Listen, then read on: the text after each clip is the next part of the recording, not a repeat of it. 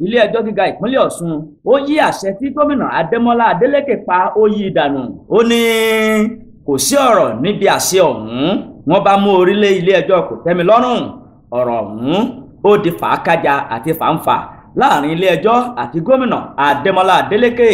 Ìjọba ìpínlẹ̀ Ọ̀ṣun ti kéde wípé ìpinnu rẹ̀ láti mórílẹ̀ ilé-ẹjọ́ kòtẹ́milọ́rùn lórí ìdájọ́ ilé-ẹjọ́ gíga ní ìpínlẹ̀ náà tó ní bí ìjọba ṣe yọ ọba Adégbóyèga Fámọdún gẹ́gẹ́ bí ọwọ́ àti ti ìlú Ìgbàjọ kò bá òfin mu. Àtẹ̀jáde kan tí kọmíṣánná fún ètò ìròyìn àti ìlara ẹni lọ́yẹ̀ ní ìpínlẹ̀ Ọ̀ṣun Olúọmọ Kọ́lápọ̀ Álímì tó fi léde ní ọjọ́ Ẹtì ọjọ́ 21 oṣù kínní ọdún 2025 ní ìdájọ́ ilé-ẹjọ́ gíga náà ó bá ìjọba ìpínlẹ̀ Ọ̀ṣun lójijì. Ní ọjọ́rú 30 oṣù kínní ọdún 2025 ní adájọ́ A.O.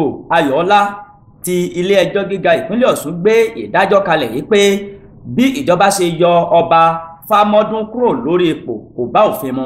Nǹkan tó ṣẹlẹ̀ ní wípé ẹ rántí lásìkò tí ìṣèjọba gómìnà àná ní ìpínlẹ̀ Ọ̀ṣun Gbóyèga Oyètọ́lá tó ń parí lọ lọ́dún 2022 ló yan ọba Fámọdún gẹ́gẹ́ bí ọwọ́ àti ti Ìgbàjọ. Àmọ́ nígbà tí gómìnà Adémọ́lá Adélékè tó gba àkóso ìjọba ìpínlẹ̀ náà ló yí ìyànsípò náà padà tó sì gbé ìgbìmọ̀ kan dìde láti ṣe ìwádìí àwọn ọba tí Oyètọ́lá yàn lásìkò ìgbà tí ìjọba rẹ̀ ń parí lọ.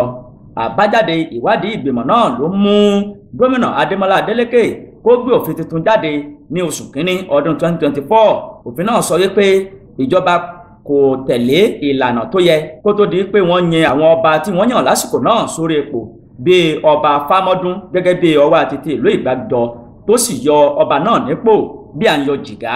Lẹ́yìn náà ni ìjọba kéde ọba Adémọ́lá Stephen Káyọ̀dé gẹ́gẹ́ bí ọwọ́ àti ti ìlú Ìgbàjọ nínú oṣù kẹta ọdún 2024. Ìjọba ṣàlàyé pé gbogbo ètò tó yẹ ni àwọn tẹ̀lé ní ìbámu pẹ̀lú ìlànà tó ní ṣe pẹ̀lú oyè jíjẹ ní ìpínlẹ̀ Ọ̀ṣun láti yan ọba Adémọ́lá sórí ipò. Ìgbésẹ̀ yìí kò tẹ́ ọba Fámọdún lọ́rùn rárá tó sì mórílẹ̀ ilé-ẹjọ́ láti yí ìpinnu Adélékè àti àwọn ènìyàn rẹ̀ padà. Ọba Fámọdún wòye wípé ìjọba kò lẹ́tọ̀ọ́ láti rọ òun lóyè nítorí ìyànsípò tí òun fi dé orí ipò ó bá òfin mu. Ó rọ ilé-ẹjọ́ láti dá òun padà gẹ́gẹ́ bí ọwọ́ àti ti Ìgbàjọ. Nígbà tó ń gbé ìdájọ́ kalẹ̀, adájọ́ Ayọ̀ọ́lá ní òun pàṣẹ fún gómìnà Adémọ́lá Adélékè pẹ̀lú bó ṣe rọ ọba Fámọdún lóyè kò tẹ̀lé àwọn ìlànà oyè jíjẹ tó ní ṣe pẹ̀lú ìpínlẹ̀ Ọ̀ṣun. Adájọ́ náà ní kí ìjọba dá Fámọdún padà gẹ́gẹ́ bí ọwọ́ àti ti Ìgbàjọ, ṣùgbọ́n ìgbẹ́jọ́ tí ilé-ẹjọ́ gíga tó gbé kalẹ̀ yìí kò tẹ́ ìjọba ìpínlẹ̀ Ọ̀ṣun lọ́rùn ni àwọn náà bá tún mú orílẹ̀ ilé-ẹjọ́ kòtẹ́milọ́rùn. Ìjọba Ọ̀ṣun ní ìdájọ́ tí ilé-ẹjọ́ gíga náà tó gbé kalẹ̀ kò tẹ́ àwọn lọ́rùn rárá wípé ilé-ẹjọ́ kòtẹ́milọ́rùn ni yóò la àwọn níjà lórí rẹ̀.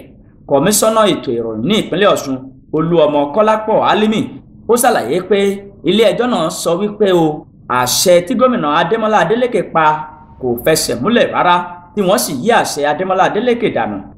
Álímì rọ àwọn tí ọ̀rọ̀ náà kàn láti ṣe sùúrù kí wọ́n máa bá iṣẹ́ wọn lọ títí tí ilé-ẹjọ́ kòtẹ́milọ́rùn yóò fi gbé ìdájọ́ kalẹ̀. Bákan náà ló rọ àwọn ará ìlú ní ìpínlẹ̀ Ọ̀ṣun pàápàá jùlọ àwọn ará ìlú Ìgbàjọ láti má ṣe tẹ òfin lójúmọ́lẹ̀ tàbí kí wọ́n dá rògbòdìyàn kalẹ̀, kí wọ́n so ohun gbogbo pẹ̀lẹ́kùtù kó tó di pé ìgbẹ́jọ́ yóò parí.